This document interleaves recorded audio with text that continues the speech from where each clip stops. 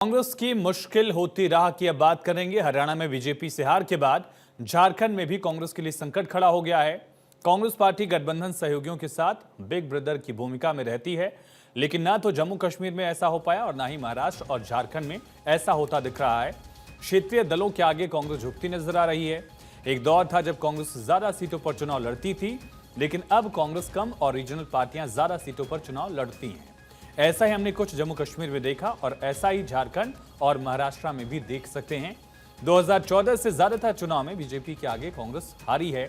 ऐसे में सवाल उठता है, सीट शेयरिंग से लेकर दूसरे तमाम मुद्दों पर कांग्रेस हेमंत सोरेन की पार्टी जेएमएम को क्या झुका पाएगी, मना पाएगी।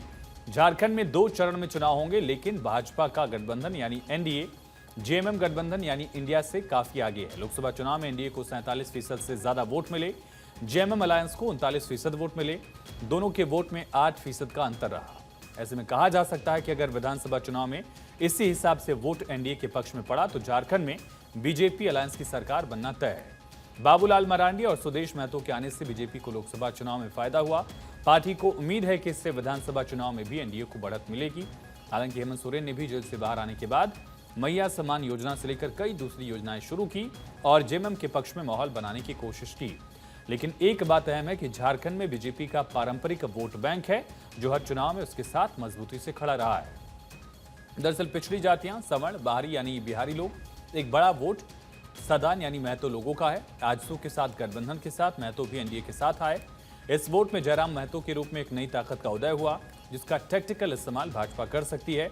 बीजेपी जयराम महतो के जरिए सदान वोट में सेंध लगा सकती है। कोल्हान के टाइगर चंपाई सोरेन के बीजेपी में आने के बाद आदिवासी भी एनडीए के पक्ष में वोट कर सकते हैं, ऐसी संभावना बताई गई। कोल्हान में चंपाई सोरेन का सम्मान बड़ा मुद्दा है। कोल्हान इलाके के बड़े नेता मधु कोड़ा, गीता कोड़ा पहले से भाजपा से जुड़े थे।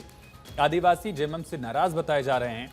ऐसे में बाबू मरांडी, चंपाई सोरेन, सीता सोरेन के आने से बीजेपी और एनडीए के हौसले बुलंद हैं। 2 पड़ोसी राज्य ओडिशा और छत्तीसगढ़ के आदिवासी भी, यहाँ के मुख्यमंत्री दोनों आदिवासी लगातार मेहनत कर रहे हैं।